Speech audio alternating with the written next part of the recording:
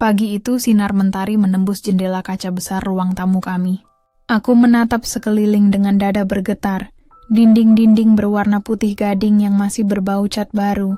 Karpet Persia yang baru saja dibentangkan semalam. Dan vas bunga mawar yang kupetik sendiri dari taman belakang. Semuanya tampak sempurna. Begitu pula hidupku, setidaknya dari luar.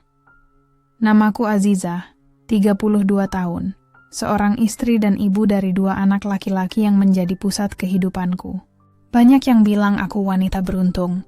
Menikah dengan pria kaya, pewaris perusahaan garmen terbesar di Semarang.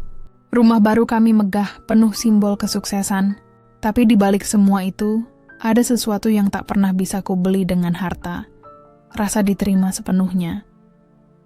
Aku masih ingat bagaimana mataku menatap Reza, suamiku, pagi itu.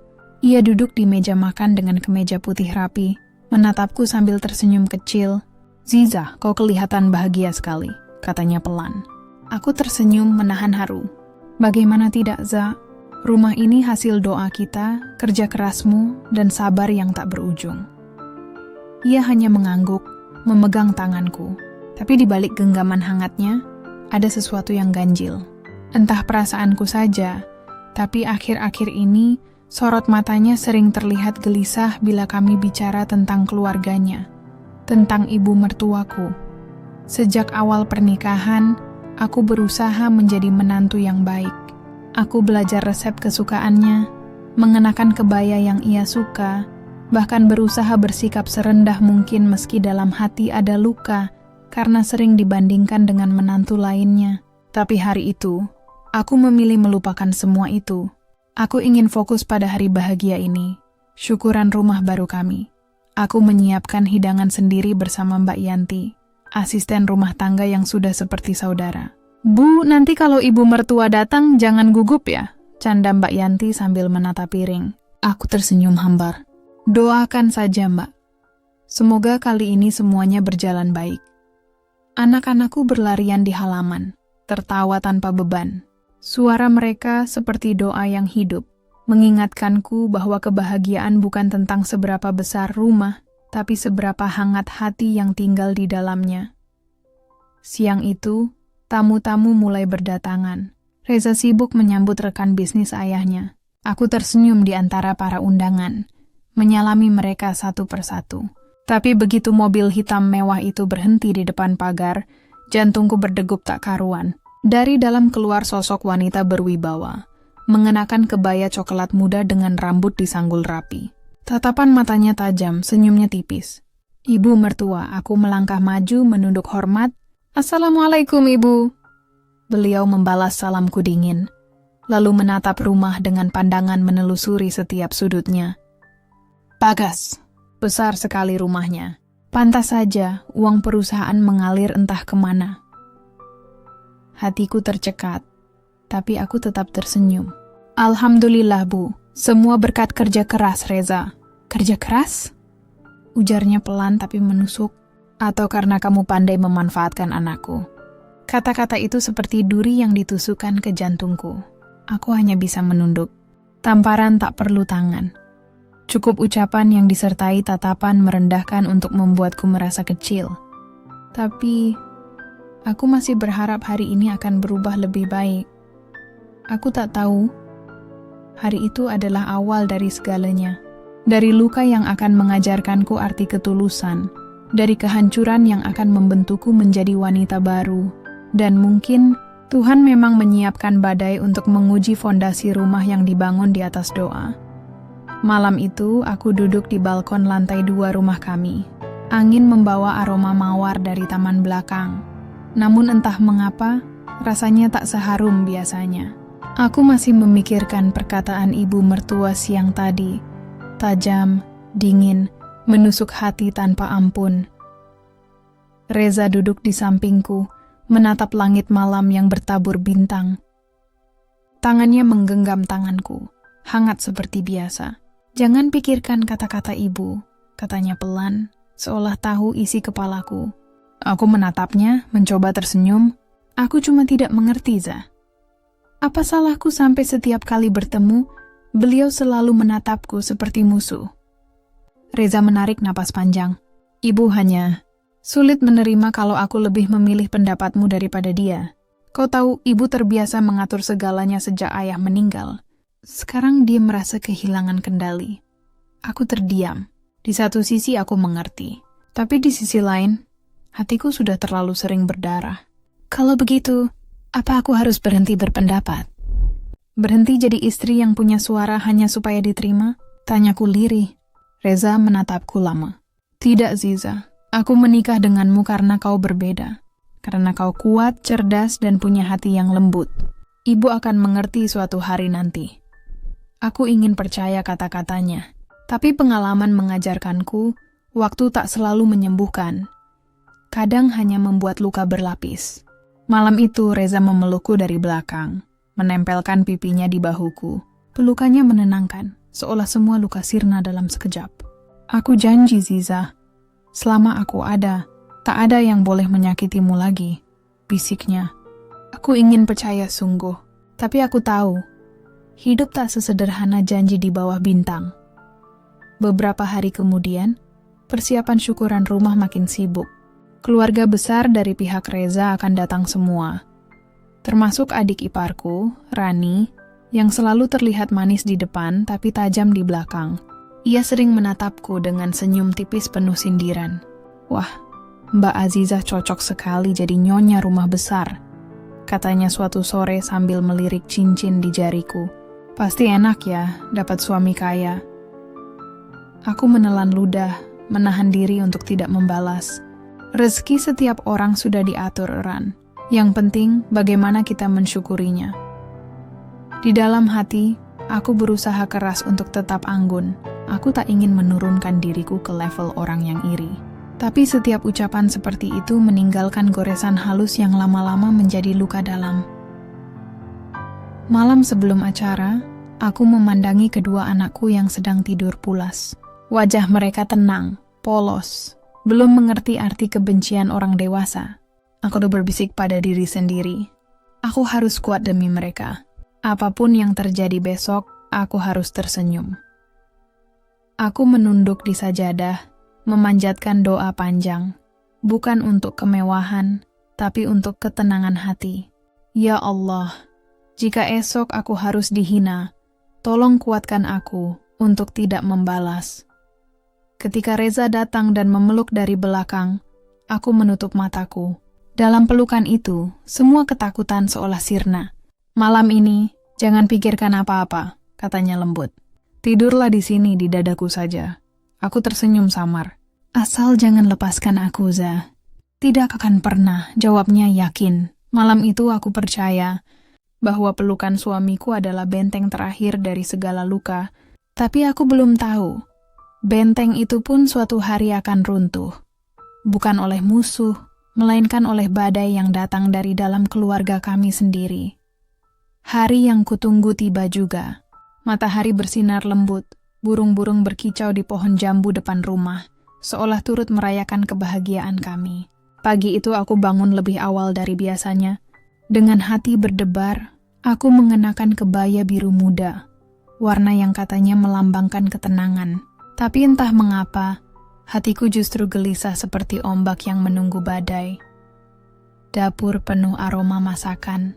Mbak Yanti mondar-mandir sambil memeriksa kuah opor, sementara aku memotong buah untuk hidangan penutup.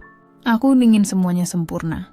Bukan untuk pamer, tapi karena syukuran ini adalah simbol, hasil kerja keras kami, hasil dari doa-doa panjang yang tak terhitung. Anak-anakku, Arkan dan Dimas, berlarian di halaman dengan tawa riang. Suara mereka seperti musik penenang yang menutupi kegugupan di dadaku. Reza datang dari belakang menepuk bahuku pelan. Cantik sekali istriku hari ini, katanya sambil tersenyum. Aku tersipu. Harus dong. Hari ini hari penting. Ia memelukku sebentar, lalu bergegas keluar menyambut tamu pertama yang datang. Satu persatu mobil berhenti di depan rumah. Saudara, teman kantor, tetangga, semua datang membawa senyum dan ucapan selamat. Rumah yang semula sepi kini penuh tawa, doa, dan aroma masakan yang menggoda. Aku berdiri di depan pintu, menyalami setiap tamu dengan tulus. Tapi di antara semua senyum itu, ada satu wajah yang membuat dadaku sesak. Ibu mertua. Beliau datang dengan langkah perlahan, diiringi Rani, adik iparku, yang seperti biasa mengenakan senyum sinisnya. "Assalamualaikum, Ibu. Terima kasih sudah datang," ucapku sambil menunduk hormat. Tatapan ibu mertua menyapu dari ujung kepala hingga kaki, seolah menilai setiap inci penampilanku. "Waalaikumsalam. Wah, mewah sekali ya rumahnya. Tak heran, uang perusahaan cepat habis." Beberapa tamu yang berdiri tak jauh dari kami saling berpandangan. Pipiku panas, tapi aku berusaha tersenyum. "Alhamdulillah, Bu.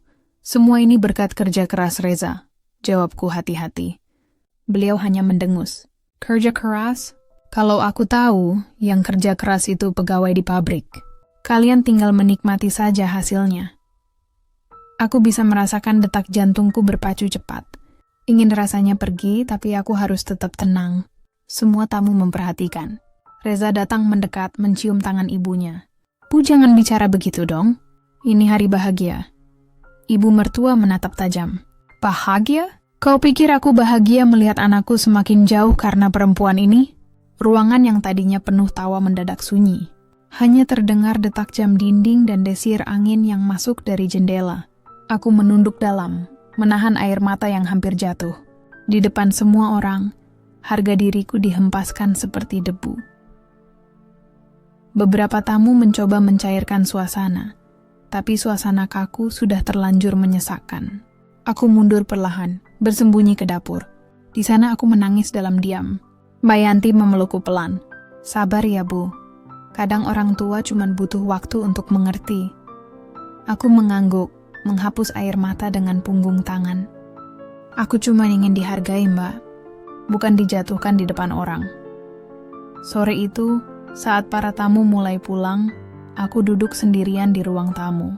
Reza menghampiri, wajahnya murung. "Maafkan Ibu Ziza, aku tahu dia keterlaluan." Aku menatapnya, tersenyum pahit. "Aku tak marah, Za. Aku cuma lelah." Malamnya, saat semua lampu sudah padam, aku masih terjaga. Di luar, angin malam berembus lembut membawa aroma bunga melati. Tapi di hatiku, bunga itu seakan layu. Aku tahu, ini baru permulaan. Hari itu seharusnya menjadi hari yang paling membahagiakan dalam hidupku. Tapi justru menjadi hari yang merenggut separuh harga diriku. Semua berawal dari ruang makan, di mana meja panjang itu dipenuhi lauk pauk yang kususun dengan cinta. Aku ingin setiap tamu merasa nyaman. Ingin mereka melihat betapa aku berusaha menjadi tuan rumah yang baik. Namun rupanya, niat baik tak selalu berbalas indah. Saat semua tamu berkumpul, ibu mertua tiba-tiba berdiri. Dengan nada tinggi, ia mulai bicara di depan semua orang. "Terima kasih sudah datang ke rumah baru anak saya," katanya, lalu menatapku sekilas sebelum melanjutkan. "Rumah ini besar ya. Sayang saya tidak tahu uangnya dari mana." Tawa kecil terdengar di antara tamu yang tak mengerti arah pembicaraan, tapi hatiku langsung mencelos. "Bu," aku mencoba menenangkan, tapi beliau melanjutkan tanpa memberi kesempatan. Dulu waktu Reza belum menikah, dia jarang memikirkan harta. Tapi sejak menikah, entah kenapa uang perusahaan sering berkurang. Katanya untuk proyek rumah. Saya jadi heran, apa benar ini rumah keluarga atau rumah istri yang pandai mengatur? Kata istri itu ia ucapkan seperti racun. Aku menunduk, meremas jemariku di pangkuan. Reza menatap ibunya, wajahnya tegang.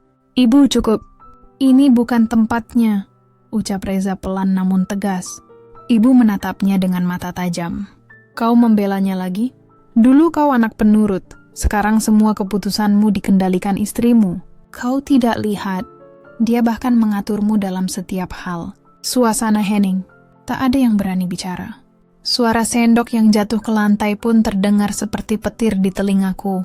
Aku merasa pipiku memanas, mataku mulai berair. Tapi aku tidak boleh menangis di depan orang banyak. Tidak hari ini, tidak di rumah ini. Aku menatap piring di depanku, tapi pandanganku buram. Aku ingin menghilang, ingin berlari jauh dari semua tatapan yang seolah menghakimi. Reza memegang tanganku di bawah meja, berusaha menenangkan. tapi aku bisa merasakan telapak tangannya bergetar. Ia pun sama terguncangnya. Rani, adik iparku, tersenyum tipis sambil meneguk minumannya. "Sudah Bu, jangan marah di depan tamu. Nanti orang salah paham," katanya dengan nada manis tapi menusuk. Namun bukannya mereda, ibu mertua justru semakin naik pitam. "Biarkan, biar semua tahu siapa dia sebenarnya." Aku sudah lama diam, tapi hari ini aku muak melihat kesombongan yang dibungkus kesopanan. Semua mata tertuju padaku. Aku ingin menjawab, ingin berkata bahwa aku tidak sombong. Aku hanya berusaha menghormati, tapi lidahku keluh. Air mataku jatuh, membasahi kebaya biru yang pagi tadi kupakai dengan bangga. Setelah itu aku berdiri perlahan.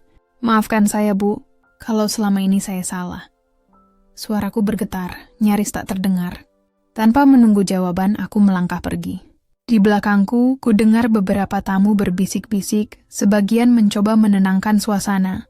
Tapi yang tersisa di telingaku hanyalah gema dari kalimat terakhir ibu mertua. Begitulah. Perempuan yang pandai berpura-pura, pasti cepat terbongkar aslinya. Aku berlari ke taman belakang, menunduk di bawah pohon mangga, membiarkan air mata jatuh tanpa bisa dibendung. Dunia rasanya berputar. Aku menatap langit, mencoba mencari alasan kenapa Tuhan menuliskan skenario seperti ini untukku. Saat Reza akhirnya menyusul, aku hanya bisa berkata lirih, "Za, aku malu." Reza memelukku erat. "Kamu tidak salah, Ziza. Aku yang seharusnya melindungimu." Aku menangis di dadanya, membiarkan seluruh perasaan tumpah. Hari itu, di tengah pesta syukuran, yang tersisa hanyalah rasa pedih. Sejak kejadian di ruang makan itu, suasana rumah yang semula penuh tawa, berubah menjadi dingin dan hening. Para tamu sudah lama pulang, tapi gema kata-kata ibu mertua masih terngiang di kepalaku. Aku berjalan di antara piring kotor dan gelas yang berserakan, menatap sisa-sisa pesta yang berubah jadi saksi aibku sendiri. Malam itu aku duduk sendirian di ruang tamu, lampu temaram menyorot wajahku yang kusut dan mata sembab karena tangis. Reza duduk di seberang diam. Kami tak saling menatap, hanya membiarkan keheningan berbicara. "Za," kataku akhirnya, suara nyaris berbisik. "Kenapa ibu tega bicara begitu di depan orang banyak?" Reza menunduk. "Aku tak tahu, Ziza. Mungkin beliau masih belum bisa menerima kalau kita sudah benar-benar mandiri." Aku tertawa lirih, getir. Mandiri? Rasanya seperti hidup di bawah bayang-bayang. Apapun yang kita lakukan selalu salah di matanya. Reza berjalan mendekat, memegang tanganku. "Aku akan bicara dengan ibu nanti. Tapi tolong, jangan terlalu dipikirkan." Aku mengangguk pelan. Walau hatiku tahu, kalimat itu hanya penghiburan semu. Kata-kata ibu mertua tadi sudah menodai namaku. Di mata para tamu, aku kini bukan lagi istri ideal yang lembut dan bijak, tapi wanita yang dianggap licik dan haus harta. Keesokan harinya, kabar itu menyebar cepat. Salah satu teman keluarga menceritakan ulang kejadian kemarin dengan versi yang dilebih-lebihkan. Dari dihina mertua menjadi terbongkar aib istri sombong. Ketika aku ke toko kain langgananku, beberapa orang menatapku dengan pandangan aneh. Ada yang berbisik pelan, ada pula yang sengaja berpaling. Aku berjalan menunduk, menahan air mata yang siap pecah. Dunia rasanya sempit, napasku sesak. Malamnya, aku memandangi wajah anak-anakku yang tertidur di kamar. Arkan memeluk boneka beruangnya erat, Dimas menendang selimut hingga terlepas. Aku usap rambut mereka pelan. Mereka tak boleh tahu ibunya sedang hancur. Aku lalu menatap cermin. Di sana, bayangan seorang perempuan dengan mata bengkak menatap balik. Apakah aku benar-benar seburuk itu? Bisiku pada diri sendiri. Reza masuk pelan, membawa segelas air putih. "Minumlah, sayang." Aku menatapnya lemah. "Za, kalau mereka terus menghina aku, apa kamu masih akan membelaku?" Ia mendekat, memelukku erat. "Aku akan selalu di pihakmu. Tapi tolong, jangan balas mereka. Jangan turunkan dirimu hanya karena mereka tak bisa naik setara denganmu." Air mataku tumpah, membasahi dadanya. Aku cuma ingin hidup damai, Za. tanpa kebencian, tanpa rasa takut setiap kali bertemu mereka. Beberapa hari kemudian, ibu mertua tak juga datang atau meminta maaf. Sebaliknya, aku mendengar kabar kalau beliau mengatakan pada kerabat bahwa aku pandai berpura-pura baik di depan Reza. Hati ini semakin remuk, tapi aku tetap diam. Aku belajar, kadang diam adalah bentuk terakhir dari harga diri yang masih tersisa. Malam menjelang, aku menulis di buku harianku. Aku tidak akan melawan.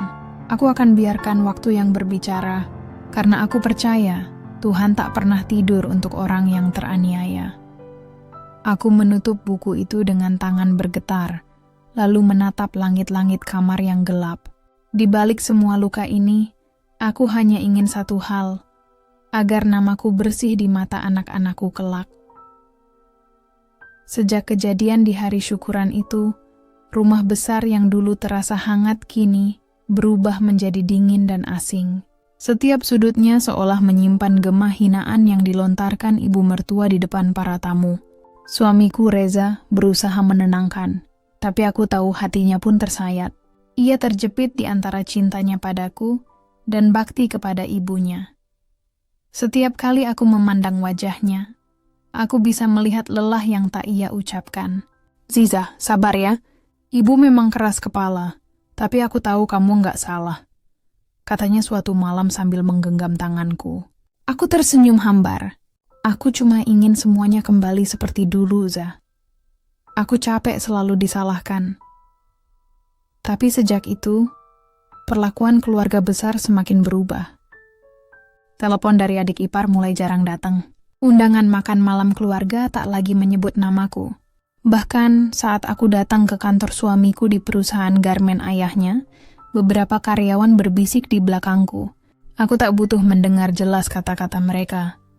Tatapan sinis itu sudah cukup untuk mengiris hati.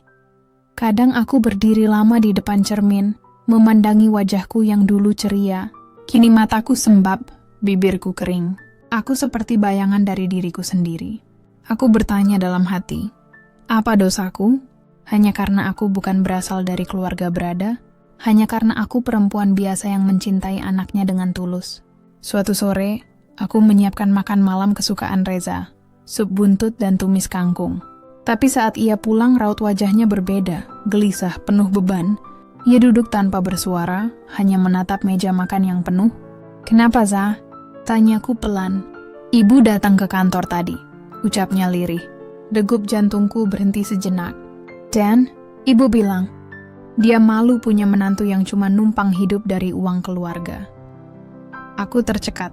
Pisau di tanganku terlepas dan jatuh ke lantai. Air mataku menetes tanpa bisa kutahan. Kupikir setelah semua kerja keras, setelah membangun rumah tangga dengan cinta, aku akan diterima. Tapi rupanya, bagi mereka, aku tetap orang luar yang tak pantas. Malam itu aku menangis di kamar, di pelukan suamiku yang juga tak berdaya.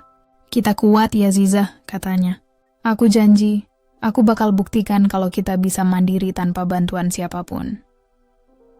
Dan malam itu, di tengah tangisku yang pilu, aku mengangguk. Karena aku tahu hidup kami akan berubah. Entah ke arah yang lebih baik, atau lebih menyakitkan lagi. Hari-hari setelah itu terasa seperti berjalan di atas bara. Aku dan Reza sepakat untuk mulai mandiri, meski artinya kami harus keluar dari lingkaran kemewahan yang selama ini mengelilingi kami. Namun keputusan itu tidak mudah. Rumah besar yang dulu penuh tawa kini sering sunyi, seperti menahan napas di antara pertengkaran yang tidak terdengar. Setiap pagi aku menyiapkan bekal untuk Reza. Ia kini lebih sering mengurus bisnis kecil miliknya sendiri, usaha konveksi yang baru ia rintis tanpa bantuan ayahnya. Wajahnya sering terlihat lelah, tapi ada tekad di matanya yang membuatku bangga sekaligus sedih. Aku tahu, jauh di dalam hatinya, Reza masih ingin mendapatkan pengakuan dari ibunya. Suatu sore, saat aku tengah menjemur pakaian, aku melihat Reza duduk di teras menatap kosong. Kopi di tangannya sudah dingin, wajahnya sendu. Aku mendekat perlahan. "Kenapa bengong, Za?" tanyaku lembut. "Ibu sakit hati banget, Ziza." Katanya aku durhaka karena lebih milih istri daripada keluarga. Ucapnya pelan, suaranya nyaris tak terdengar. Hatiku tercekat. Lagi-lagi aku jadi penyebab jurang di antara mereka. Aku ingin memeluknya, tapi aku tahu pelukan tidak cukup untuk menyembuhkan luka yang ditinggalkan oleh kata-kata seorang ibu. Malamnya, aku menemani Reza menyusun rencana bisnisnya. Di meja makan kami menggambar sketsa pakaian, mencatat kebutuhan bahan, menghitung biaya. Rasanya seperti kembali ke masa awal pernikahan kami, penuh impian dan kebersamaan. Namun di sela-sela tawa kecil kami, ada keheningan yang menggantung. Bayangan tentang ibu mertua yang mungkin sedang menatap kami dengan amarah. Beberapa hari kemudian, kabar datang dari adik iparku. Ia datang dengan ekspresi datar, menyampaikan pesan singkat. Ibu nggak mau lihat wajahmu lagi, Kak. Katanya kamu yang bikin Reza berubah. Aku hanya bisa mengangguk, menahan air mata yang hampir tumpah. Setelah ia pergi, aku masuk kamar dan menangis dalam diam. Reza memelukku dari belakang, memejamkan mata di pundakku. Maaf Ziza, aku nggak bisa lindungi kamu dari semuanya. Aku menggenggam tangannya erat. Kamu sudah cukup. Selama kamu di sisiku, aku kuat. Tapi malam itu, untuk pertama kalinya, aku merasa takut. Takut kehilangan tempatku di dunia ini, takut Reza suatu hari menyerah karena tekanan yang tak henti datang dari keluarganya. Aku menatap wajahnya saat ia tertidur. Ada guratan lelah di sana, tapi juga cinta yang tulus. Aku tahu, badai ini belum berakhir, dan mungkin akan ada luka yang lebih dalam menanti di depan. Hari itu langit Semarang tampak muram, seolah ikut menahan tangis bersamaku. Aku baru saja menjemput anak-anakku dari sekolah ketika ponselku bergetar.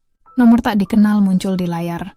Begitu kuangkat, suara perempuan terdengar, tajam, menohok seolah ingin melukai. Bu Azizah ya, hati-hati suami ibu sekarang sering jalan sama sekretarisnya. Katanya sih, kasihan karena ibu nggak bisa ngertiin dia. Darahku langsung berdesir. Suara itu asing, tapi ucapannya menusuk jantungku. Aku tak sempat bertanya siapa dia. Sambungan sudah terputus. Jantungku berdebar kencang. Tanganku gemetar memegang setir. Jalanan yang biasanya kulalui dengan tenang kini terasa sempit dan berliku. Sesampainya di rumah, aku mencoba menenangkan diri. Kupandangi cermin di depan meja rias, wajahku pucat, mata merah. Jangan berpikir macam-macam Ziza, gumamku. Tapi di balik suaraku sendiri, ada bisikan ketakutan yang tak bisa kutepis. Malamnya, Reza pulang lebih larut dari biasanya. Ia tampak kelelahan, kemejanya kusut, wajahnya sayu. Kamu lembur lagi? Tanyaku dengan nada hati-hati. Iya, order banyak, jawabnya singkat. Lalu masuk kamar mandi. Aku ingin percaya, sungguh. Tapi bayangan suara perempuan tadi terus menggema di kepalaku. Aku tahu Reza bukan lelaki seperti itu. Tapi setelah semua fitnah yang datang dari keluarganya, bagaimana aku bisa yakin kalau dunia luar pun tak ikut memojokkan kami? Keesokan harinya, ibu mertua menelepon Reza. Aku mendengarnya dari ruang tamu. Suaranya lantang, penuh sindiran. Reza, lihat tuh istrimu. Udah bikin kamu jauh dari keluarga, sekarang malah ada kabar dia selingkuh. Kamu buta, nak? Aku membeku di tempat. Selingkuh? Aku? Suara Reza meninggi, tapi tak bisa kutangkap semua. Yang ku tahu hanya satu, fitnah itu kini berbalik menghantamku. Beberapa hari kemudian, kabar itu menyebar cepat di lingkungan kompleks. Tatapan-tatapan aneh mulai kuterima. Ibu-ibu yang dulu sering memuji rumah baruku kini berbisik di balik pagar. Aku menunduk setiap kali keluar rumah, seolah dunia menuduhku atas sesuatu yang tak pernah kulakukan. Malamnya, aku duduk di teras dengan mata sembab. Reza memelukku dari samping. Aku tahu kamu nggak salah, Ziza. Aku percaya. Aku terisak di bahunya. Tapi semua orang nggak percaya, Za. Bahkan keluargamu. Biarkan mereka. Yang penting, aku tahu siapa kamu sebenarnya. Kata-kata itu seharusnya menenangkanku, tapi jauh di lubuk hati, aku merasa sesuatu telah retak di antara kami. Bukan cinta, tapi kepercayaan yang mulai diuji oleh dunia. Aku menatap langit yang mulai berwarna jingga. Angin sore berhembus pelan, membawa harapan samar. Aku hanya bisa berdoa. Semoga suatu hari, kebenaran punya suara yang lebih keras dari fitnah. Sejak fitnah itu merebak, rumah kami tak lagi sehangat dulu. Reza berusaha tetap tenang, tapi aku tahu hatinya juga tersayat. Ia terjebak di antara dua sisi, percaya padaku atau menjaga nama baik keluarganya. Aku bisa melihat betapa keras ia mencoba menyangkal gosip itu, tapi di matanya kadang ada keraguan yang membuat dadaku sesak. Setiap malam kami masih tidur di ranjang yang sama, tapi jarak di antara kami seperti semakin melebar. Ada dinding tak kasat mata yang memisahkan kami, terbentuk dari kata-kata yang tak pernah diucapkan dan rasa curiga yang perlahan tumbuh. Suatu malam, ketika aku sedang menidurkan anak-anak, ponsel Reza berdering. Nama di layarnya membuatku terhenti. Nadia, sekretaris. Tanganku refleks ingin mengangkat, tapi hatiku menolak untuk berbuat sejauh itu. Aku bukan detektif, aku istrinya, tapi istrinya yang kini mulai takut pada kenyataan. Reza masuk kamar beberapa menit kemudian, seolah tak terjadi apa-apa. Siapa yang telepon, Za? Tanyaku hati-hati. Oh, cuma urusan kerja. Nggak penting. Jawabnya singkat sambil membuka laptop.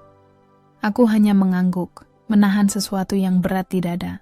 Aku tak ingin jadi istri yang curigaan, tapi luka batin akibat fitnah itu sudah terlalu dalam. Setiap kebohongan kecil terasa seperti jarum yang menembus perlahan ke hatiku. Beberapa hari kemudian aku pergi ke pasar sendirian. Di tengah keramaian, aku bertemu dengan tetangga lama yang dulu sering berkunjung. Ia tersenyum kaku. Ziza, sabar ya. Aku tahu pasti kamu nggak kayak yang mereka bilang, katanya pelan. Aku mengernyit. Mereka bilang apa, Bu? Perempuan itu terdiam sejenak, lalu berbisik. Katanya kamu punya hubungan sama supplier bahan. Makanya bisnis Reza sekarang bangkrut. Aku tertegun. Jadi sekarang bukan hanya dituduh berselingkuh, tapi juga penyebab kehancuran usaha suamiku. Ingin rasanya aku berteriak di tengah pasar itu, menyuarakan kebenaran yang tak pernah didengar siapapun. Tapi aku tahu, berteriak pun tak akan mengubah pandangan orang yang sudah menutup hati. Malamnya aku menatap Reza yang tertidur. Air mataku jatuh tanpa suara. Aku masih mencintainya, tapi cinta itu kini penuh luka. Aku tak tahu apakah kami akan sanggup melewati badai ini, atau justru tenggelam bersama di dalamnya. Aku menarik napas panjang dan berbisik dalam hati, jika ini ujian, Tuhan, tolong beri aku kekuatan untuk tetap menjadi istri dan ibu yang baik, bahkan ketika dunia seolah menuduhku tanpa alasan. Pagi itu, aku terbangun lebih awal dari biasanya. Udara di kamar begitu dingin, tapi bukan karena cuaca, melainkan karena hatiku yang terasa beku. Reza sudah bangun lebih dulu, bersiap dengan terburu-buru. Saat kulihat, ia sedang mengenakan kemeja baru, kemeja yang dulu kubelikan untuk ulang tahunnya. Pergi ke kantor sepagi ini? Tanyaku, mencoba terdengar ringan. Ya, ada meeting penting, jawabnya cepat tanpa menatapku. Aku hanya mengangguk, menahan perasaan aneh yang tiba-tiba muncul. Setelah ia pergi, aku menatap punggungnya dari jendela. Entah mengapa, bayangan itu terasa semakin jauh dari hidupku. Hari berlalu lambat. Aku sibuk mengurus anak-anak, tapi pikiranku melayang. Sekitar tengah hari, aku memutuskan pergi ke pasar dekat kantor Reza untuk membeli bahan makan malam. Saat melintas di depan kantornya, pandanganku terpaku pada sesuatu yang membuat nafasku tercekat. Di depan gedung, Reza berdiri bersama seorang perempuan berambut panjang, Nadia. Mereka tertawa bersama, begitu akrab, terlalu akrab untuk sekadar urusan kerja. Aku tak sempat berpikir panjang. Kakiku gemetar, tapi aku menahan diri untuk tidak mendekat. Dalam diam, aku menatap dari balik kaca mobil. Suara di kepalaku berbisik, mungkin itu cuma urusan pekerjaan. Mungkin aku hanya salah lihat, tapi hati kecilku tahu, ada yang berubah. Malamnya, aku berusaha bersikap biasa. Menyambut Reza seperti biasanya, menyuguhkan makan malam hangat. Tapi saat ia duduk, Aroma parfum perempuan di bajunya begitu jelas. Bukan aroma yang pernah kupilihkan untuknya. Suaraku bergetar. Kamu masih lembur sama Nadia ya? Reza menatapku cepat, lalu tertawa hambar.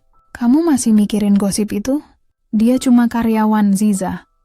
Tolong, jangan buat semuanya makin rumit. Aku ingin percaya, tapi kalimatnya terdengar seperti tembok yang menolak kejujuran. Malam itu aku menangis dalam diam, menutup mulut agar anak-anak tak mendengar. Hati ini hancur, bukan karena bukti yang kulihat, tapi karena caranya menghindar. Karena ia tak lagi terbuka seperti dulu. Beberapa hari kemudian, aku mendapat pesan anonim lagi. Kalau kamu ingin tahu kebenaran, datang ke kafe dekat kantor suamimu jam 2 siang. Tapi siap-siap sakit hati. Aku membaca pesan itu berulang kali. Dada berdegup keras. Haruskah aku datang? Haruskah aku tahu kebenaran yang mungkin akan menghancurkan semuanya? Aku menatap wajah anak-anakku yang tertidur di sofa. Air mataku jatuh pelan di pipi. Kalaupun dunia ingin memisahkan kami, Tuhan, tolong jaga hati ini, bisikku lirih. Aku tahu, langkah yang akan kuambil setelah ini bisa mengubah segalanya. Entah menuju ke perih yang lebih dalam, atau pada kebebasan yang akhirnya membuatku kuat. Hari itu aku duduk di kursi kafe, menatap jam di pergelangan tangan yang terus berdetak seperti menghitung detik menuju kehancuran. Hujan turun rintik-rintik di luar jendela, membasahi kaca dan memantulkan bayangan wajahku yang pucat. Pesan anonim itu masih tersimpan di ponselku, dan aku bahkan tak tahu siapa pengirimnya. Tapi rasa penasaran dan ketakutan bercampur menjadi satu, memaksaku datang ke sini. Waktu menunjukkan pukul 2:15 ketika pintu kafe terbuka. Mataku langsung tertuju pada sosok yang masuk bersama seorang perempuan, Reza, dan di sampingnya, Nadia. Mereka duduk tak jauh dariku, tidak menyadari keberadaanku. Perempuan itu tersenyum lembut, menatap Reza dengan tatapan yang dulu pernah kuterima. Tatapan penuh perhatian dan kasih.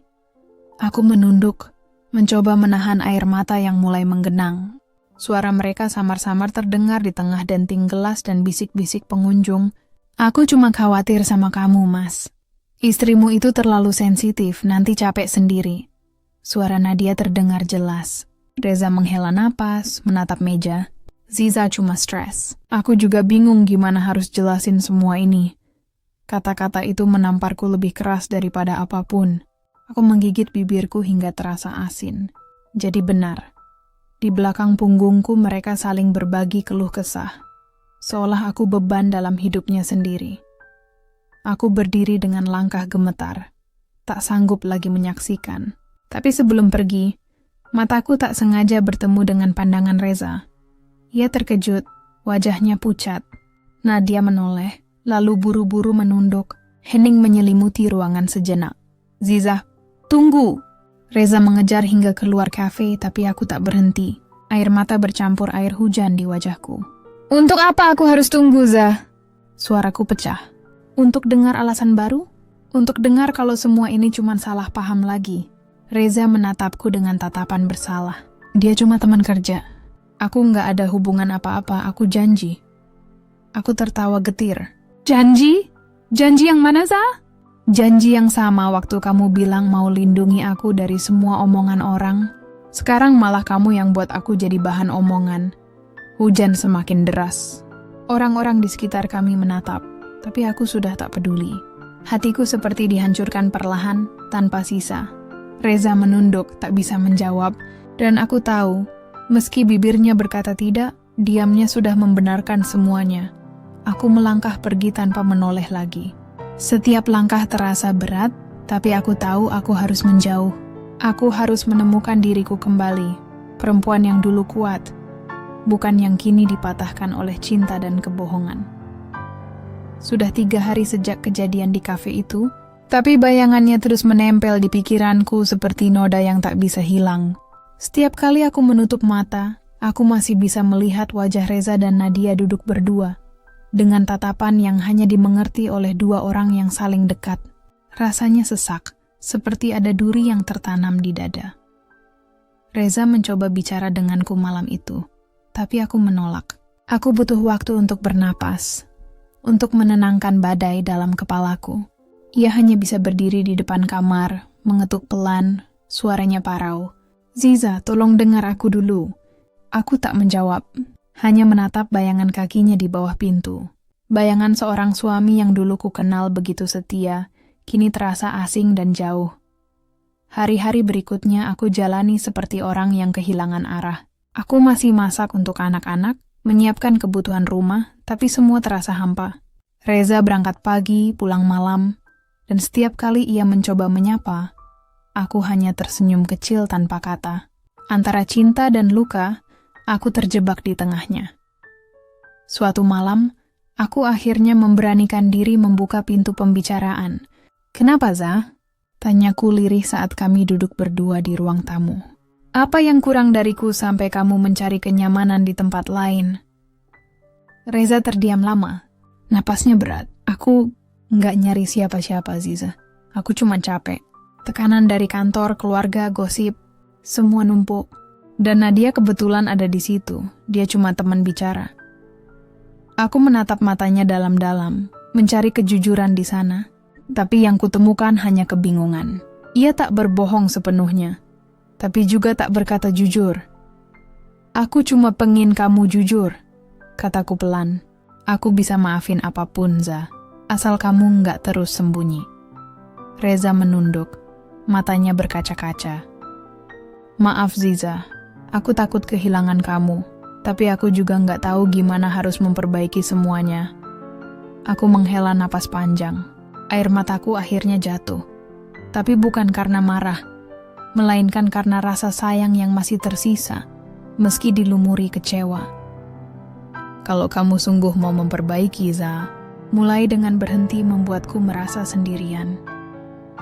Malam itu, Reza menggenggam tanganku erat untuk pertama kalinya setelah sekian lama. Tak ada kata-kata lagi, hanya isak pelan dan keheningan yang syarat penyesalan. Aku tahu, memaafkan tak akan menghapus luka, tapi mungkin bisa menjadi jembatan menuju ketenangan yang selama ini hilang. Beberapa minggu berlalu sejak malam penuh tangisan itu. Rumah kami mulai terasa hidup kembali, meski tak sehangat dulu. Reza berusaha memperbaiki segalanya. Ia mulai pulang lebih cepat, lebih sering membantu anak-anak belajar, bahkan menemaniku di dapur. Tapi luka di hatiku belum sepenuhnya sembuh. Setiap kali ia tertawa, aku masih teringat tawa yang sama di kafe itu, bersama perempuan lain. Pagi itu, Reza menyapaku dengan senyum kecil. "Aku ada perjalanan dinas 3 hari ke Surabaya, Ziza. Tapi jangan khawatir, aku beneran kerja kali ini." Nada bercandanya terasa canggung. Aku tersenyum tipis, menatapnya sambil menyiapkan kopi. "Aku percaya, Za. Tapi kamu juga tahu, kepercayaan itu rapuh kalau sering diuji." Ia menunduk, mengangguk pelan. Aku ngerti. Setelah ia berangkat, rumah terasa sepi. Anak-anak sekolah, dan aku sendirian di dapur, hanya ditemani suara hujan di luar jendela. Aku mencoba sibuk, tapi hati ini gelisah. Ketakutan lama datang lagi. Takut kehilangan, takut dikhianati untuk kedua kalinya. Sore itu, ponselku berbunyi.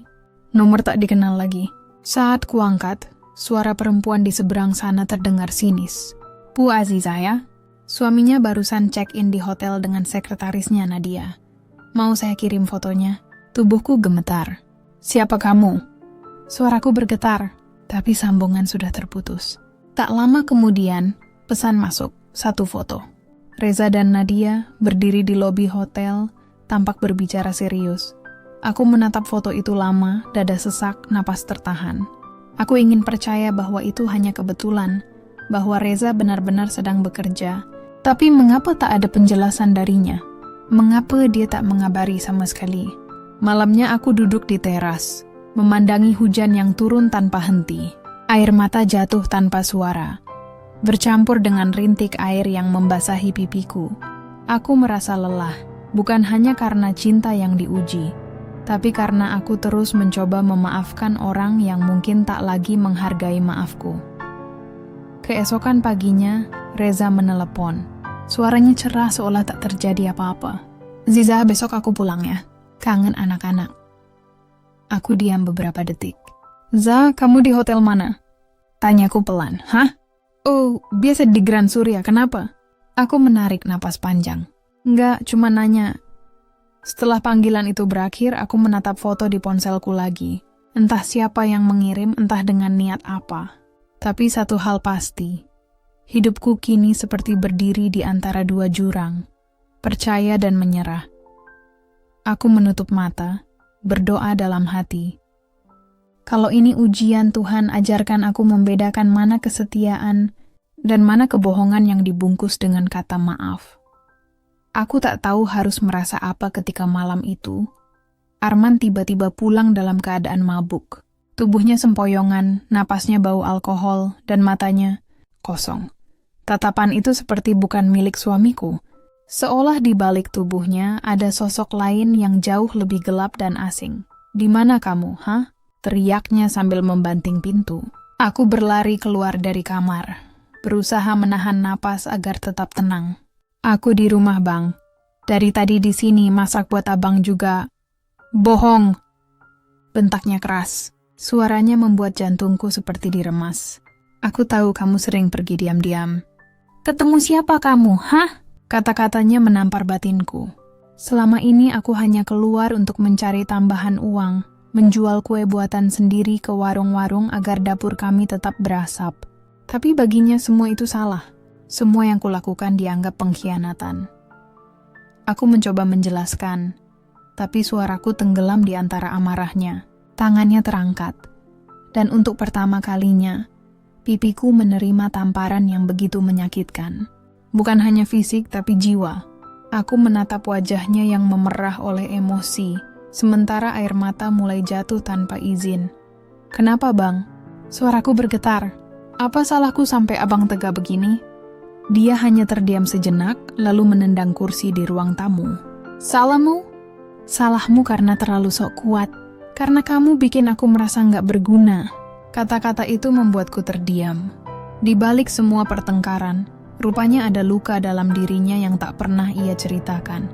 Arman kehilangan pekerjaannya, kehilangan kepercayaan diri, dan entah kenapa semua rasa frustrasi itu ia tumpahkan padaku. Malam itu, aku duduk di lantai ruang tamu setelah ia tertidur di sofa. Pipi kiriku panas, bibirku pecah, tapi yang lebih sakit adalah perasaan di dalam dada. Aku menggenggam foto pernikahan kami yang tergantung di dinding. Senyum kami dulu tampak tulus, hangat, dan penuh harapan. Kini, senyum itu terasa seperti ejekan dari masa lalu. Aku bertanya dalam hati, apakah cinta harus sesakit ini? Aku pernah berjanji untuk bertahan, untuk menemaninya dalam suka dan duka. Tapi apakah janji itu berarti aku harus menanggung siksaan yang tak terlihat oleh dunia? Aku bertanya dalam hati, apakah cinta harus sesakit ini? Aku pernah berjanji untuk bertahan, untuk menemaninya dalam suka dan duka. Tapi apakah janji itu berarti aku harus menanggung siksaan yang tak terlihat oleh dunia? Di tengah keheningan malam, aku menatap langit-langit dan berbisik pelan, "Tuhan, kalau ini ujian, tolong beri aku kekuatan. Tapi kalau ini kutukan, lepaskan aku sebelum jiwaku hancur sepenuhnya." Dan entah kenapa, malam itu aku merasakan sesuatu berubah di dalam diriku. Ada bagian kecil dari hatiku yang mulai retak. Retakan yang mungkin tak akan bisa kembali seperti semula. Aku tak lagi hanya seorang istri yang sabar. Aku mulai menjadi perempuan yang bertahan bukan karena cinta, tapi karena belum tahu kemana harus pergi. Aku memeluk diriku sendiri di tengah dinginnya malam, sementara di luar, suara hujan turun dengan derasnya, seolah langit pun menangis bersamaku. Sejak malam itu, rumah kami seperti kehilangan nyawa. Tak ada lagi suara tawa. Tak ada lagi doa bersama sebelum tidur. Yang tersisa hanyalah dingin, sepi, dan langkah kaki yang saling menghindar. Aku berusaha bertahan, bukan karena cinta yang sama, tapi karena rasa takut. Takut akan dunia luar yang mungkin lebih kejam dari Arman. Setiap pagi aku masih menyiapkan sarapan untuknya, meski seringkali makanan itu tak tersentuh. Aku menatap piring nasi dingin di meja makan, bertanya-tanya sampai kapan aku harus terus menunggu seseorang yang bahkan tak lagi memandangku sebagai manusia. Hari itu, ketika aku tengah menjemur pakaian di halaman belakang, suara sepeda motor berhenti di depan rumah.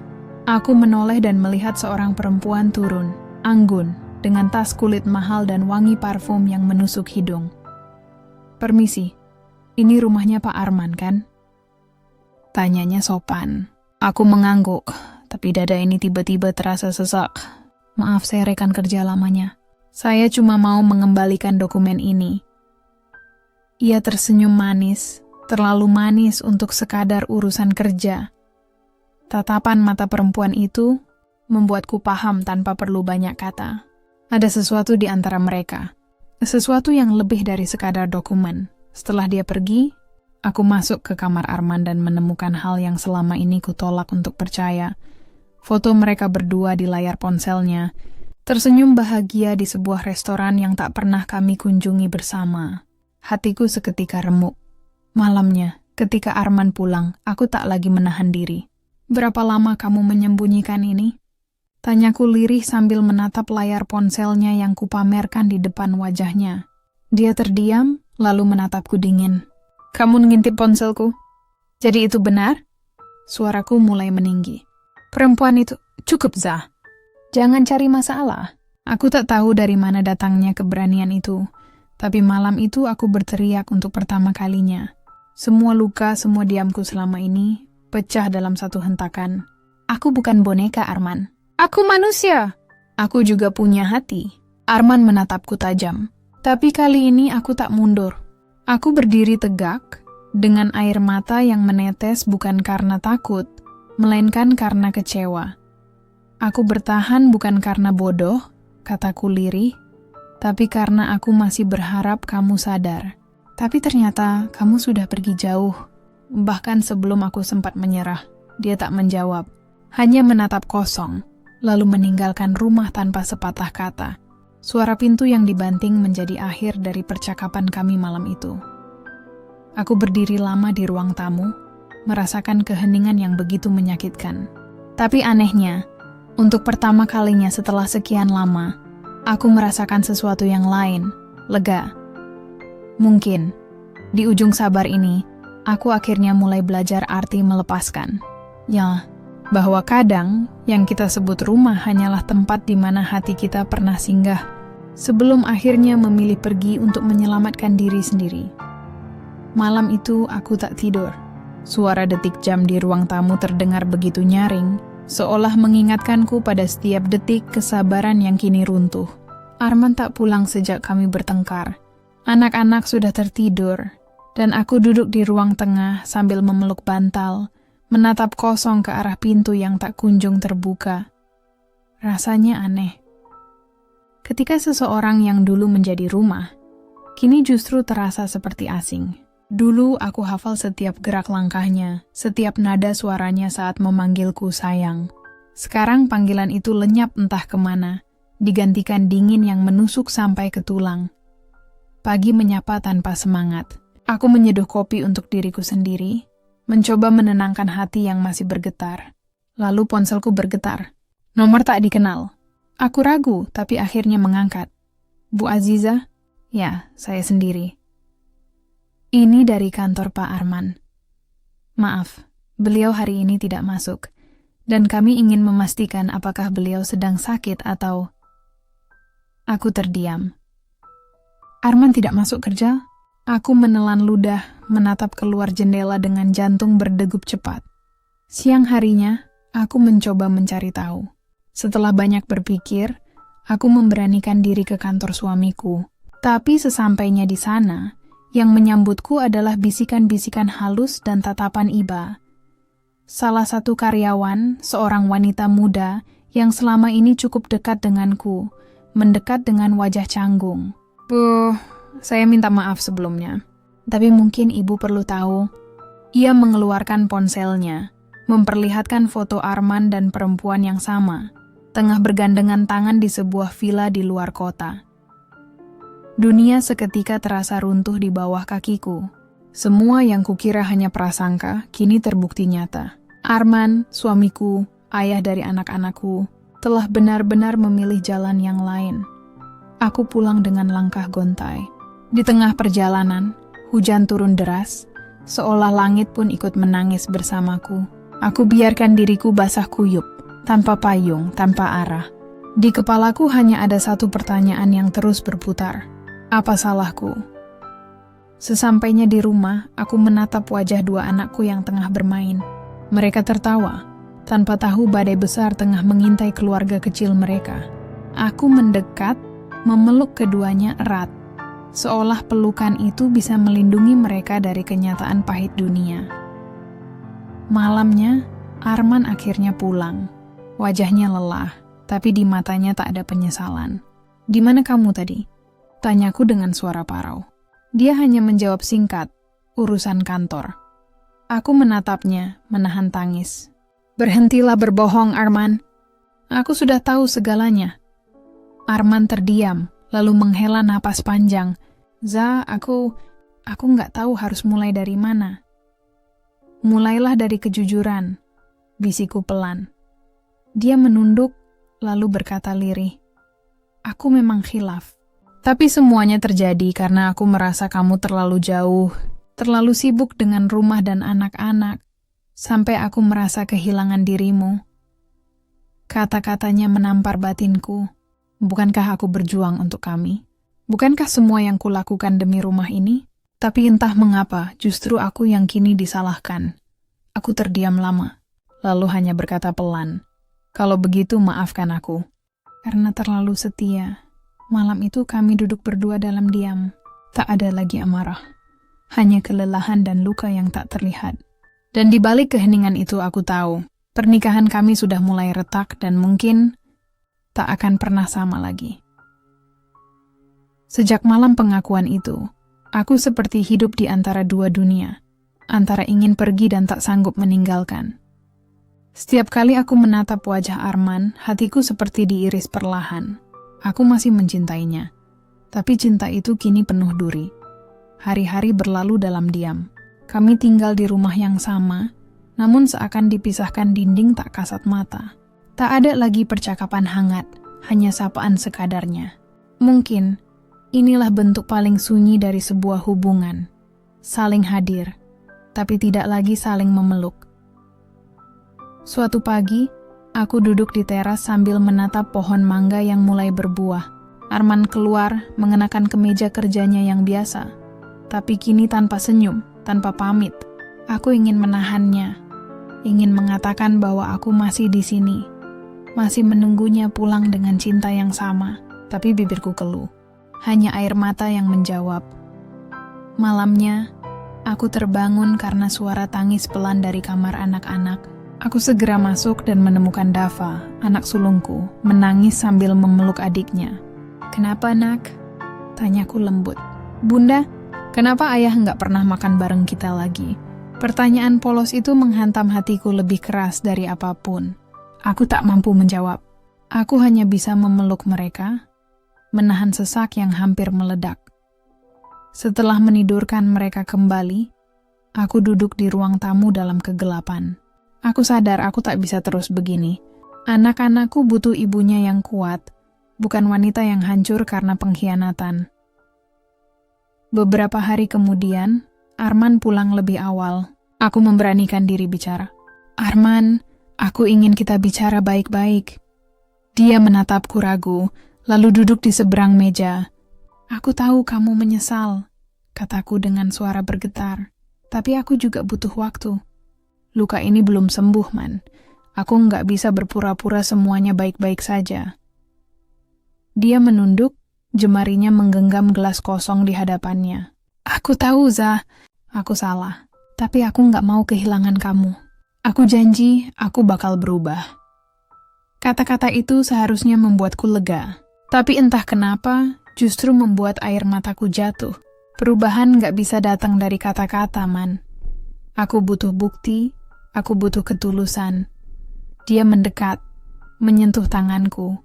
Untuk pertama kalinya setelah sekian lama, aku tidak menarik diri.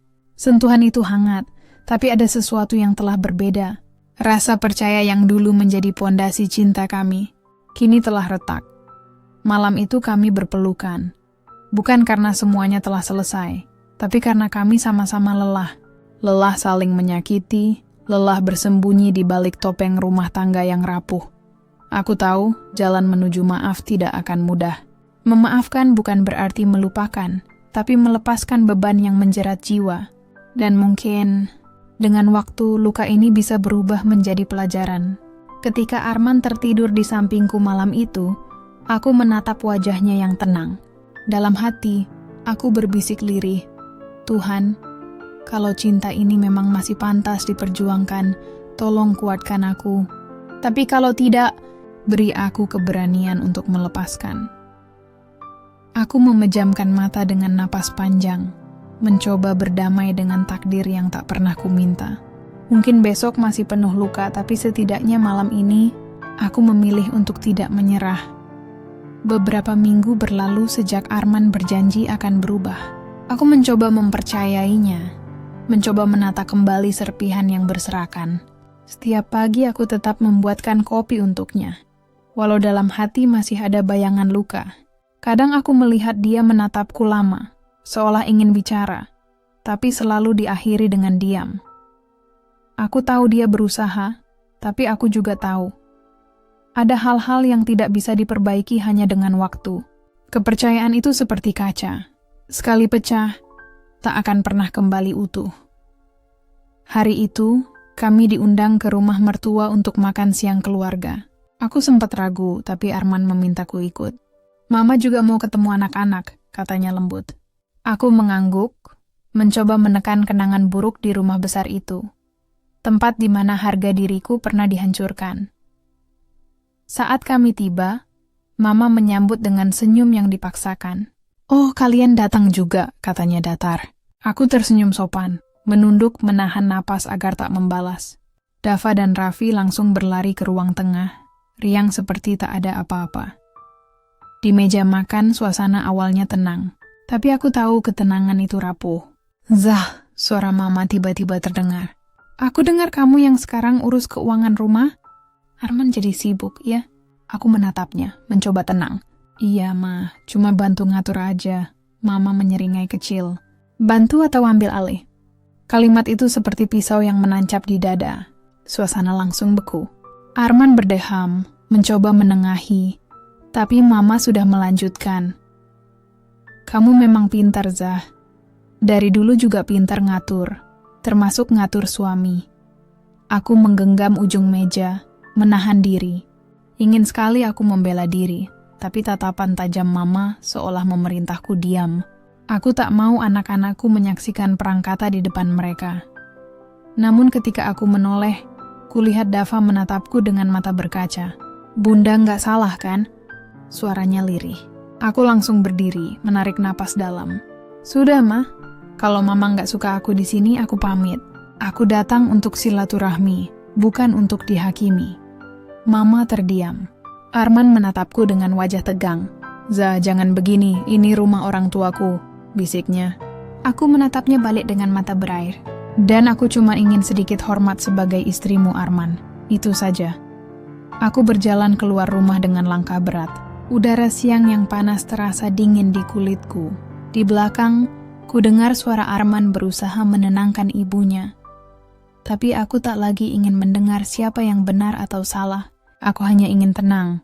Sesampainya di mobil, air mataku tumpah. Dava menggenggam tanganku. "Bunda jangan sedih ya. Aku sayang Bunda." Aku mengusap kepalanya, tersenyum dalam tangis. "Bunda juga sayang kalian lebih dari apapun." Dalam perjalanan pulang, aku menatap langit yang mulai mendung. Mungkin, seperti langit itu, hidupku juga sedang retak.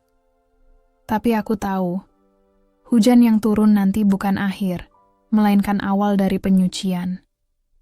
Malamnya, Arman duduk di sampingku. "Maaf, Sa, aku nggak nyangka Mama ngomong seperti itu." Aku menggeleng pelan. "Bukan itu yang menyakitkan, Man. Yang menyakitkan adalah kamu diam." Dia menunduk, tak bisa menatap mataku. Dan dalam hening itu, aku sadar Kadang luka terbesar bukan datang dari orang yang membenci kita, tapi dari orang yang kita harap akan membela kita. Kalau kamu jadi Aziza, apa kamu masih bisa bertahan di rumah itu?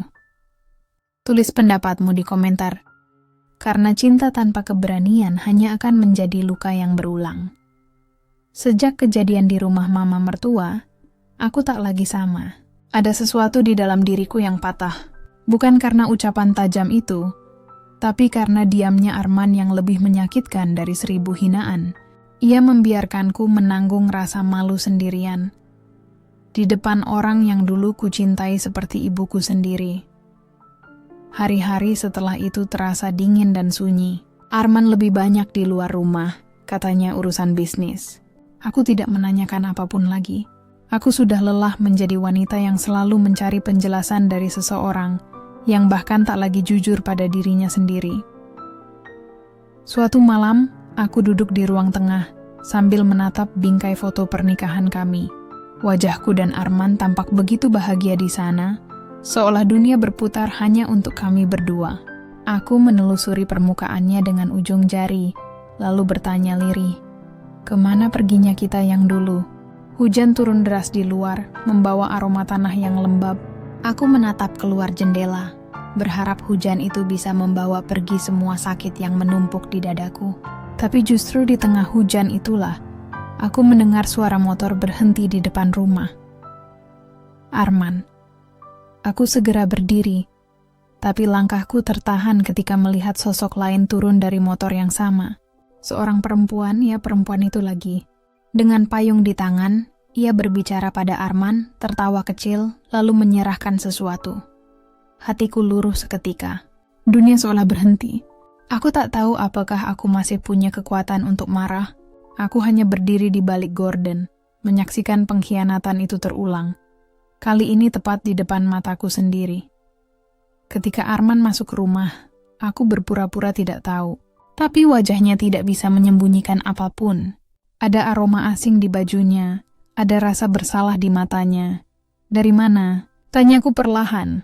Dari kantor, jawabnya singkat. Aku tersenyum pahit. Oh ya? Kantor sekarang pakai parfum bunga melati, ya? Dia terdiam. Tatapanku menembus wajahnya, mencari sisa-sisa kejujuran yang dulu pernah kutemukan di sana. Tapi nihil. Zah, tolong jangan mulai lagi, katanya lelah. Aku menghela napas panjang. Aku nggak mulai, Man. Aku cuma bertanya. Karena setiap aku diam, kamu makin pandai bersembunyi. Dia berjalan pergi menuju kamar, meninggalkanku di ruang tamu dengan air mata yang tak tertahankan. Aku duduk di lantai, membiarkan tangisku pecah bersamaan dengan suara hujan di luar sana. Aku sadar, cinta yang dulu jadi kekuatanku kini berubah menjadi beban.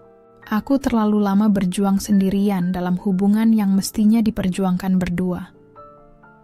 Beberapa hari kemudian, aku menulis surat panjang. Bukan untuk Arman, tapi untuk diriku sendiri. Surat itu berisi semua yang kupendam selama ini. Rasa sakit, kekecewaan, dan juga harapan kecil untuk sembuh.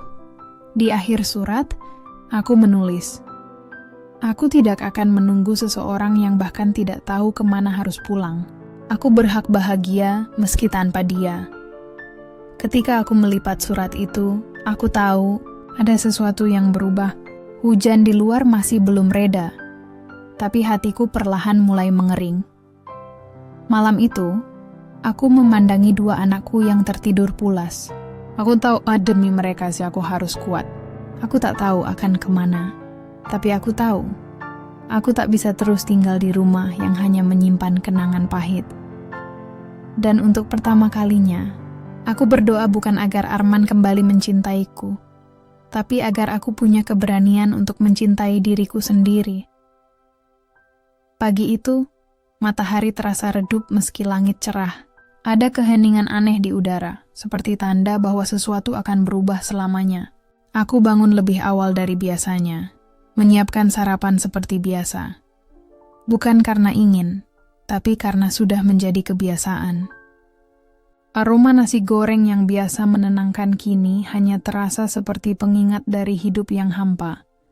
Arman masih tertidur. Aku memandangi wajahnya lama-lama, mencoba mencari alasan untuk bertahan. Tapi yang kutemukan hanyalah lelah. Lelah mencintai tanpa dibalas. Lelah memaafkan tanpa dihargai. Dalam diam aku tahu, hari ini akan menjadi akhir dari segalanya. Aku menulis surat, kali ini untuknya. Surat terakhir. Arman, aku pernah mencintaimu dengan sepenuh hati. Aku bertahan bukan karena bodoh, tapi karena aku percaya cinta bisa menyembuhkan. Tapi sekarang aku tahu, ada luka yang justru tumbuh dari cinta yang salah. Aku pergi bukan karena membencimu, tapi karena aku ingin belajar mencintai diriku lagi. Tanganku bergetar ketika menulis kalimat terakhir. Air mata menetes membasahi kertas. Tapi rasanya ringan. Mungkin inilah arti kebebasan yang selama ini ku cari. Aku mulai berkemas. Tak banyak yang kubawa, hanya pakaian secukupnya, beberapa dokumen penting, dan foto dua anakku, Dava dan Raffi, yang selalu menjadi alasan aku kuat. Mereka masih di sekolah pagi itu, dan aku berencana menjemput mereka langsung, untuk pergi bersama. Ketika Arman terbangun, aku sudah berdiri di ambang pintu. Ia menatap koper di tanganku dengan mata terbelalak. Zah, kamu mau kemana? Aku tersenyum samar. Ke tempat di mana aku bisa bernapas lagi. Dia berdiri, menahan lenganku. Jangan begini, Zah. Aku masih bisa berubah. Aku janji. Aku menatap matanya, menahan air mata yang hampir jatuh. Kamu sudah berjanji berkali-kali, Man. Tapi janji tanpa tindakan hanya jadi luka baru. Dia tak menjawab. Tatapannya kosong, seolah baru sadar bahwa kehilangan ini nyata. Aku menunduk, mencium tangannya seperti dulu saat kami masih saling menghormati. Terima kasih sudah pernah membuatku bahagia, bisiku lirih. Langkahku terasa berat saat meninggalkan rumah itu. Setiap sudut menyimpan kenangan, tawa, air mata, harapan. Tapi aku tahu, jika aku tetap tinggal, aku akan terus terjebak dalam kenangan yang menyakitkan. Mobil melaju perlahan di jalan yang basah sisa hujan semalam. Di kaca spion, rumah itu semakin kecil, hingga akhirnya menghilang dari pandangan. Tapi di dalam hatiku, ada ruang yang tiba-tiba terasa luas. Seolah beban bertahun-tahun akhirnya terangkat. Sesampainya di sekolah, dua anakku berlari menghampiri dengan senyum ceria. Bunda jemput sendiri? Tanya Dava. Aku tersenyum menahan air mata. Iya nak, mulai hari ini kita akan mulai hidup baru. Erat, seolah memeluk seluruh dunia. Dalam dekapan itu aku sadar, aku tidak kehilangan segalanya. Aku masih punya cinta yang murni, cinta tanpa syarat dari anak-anakku. Dan saat mobil kami meninggalkan kota itu, aku berjanji dalam hati. Aku mungkin pergi dengan luka, tapi aku tak akan hidup dengan kebencian. Hidup akan terus berjalan, dan aku akan belajar lagi tentang arti bahagia yang sederhana, tanpa kemewahan, tanpa kepura-puraan, tanpa air mata yang disembunyikan. Hanya aku, dua anakku, dan langit yang kini terasa sedikit lebih biru. Kalau kamu di posisi Azizah, apa kamu juga akan berani pergi demi kedamaian hati? Tulis pendapatmu di kolom komentar. Karena terkadang, meninggalkan bukan akhir dari cinta, tapi awal dari kebebasan yang sesungguhnya.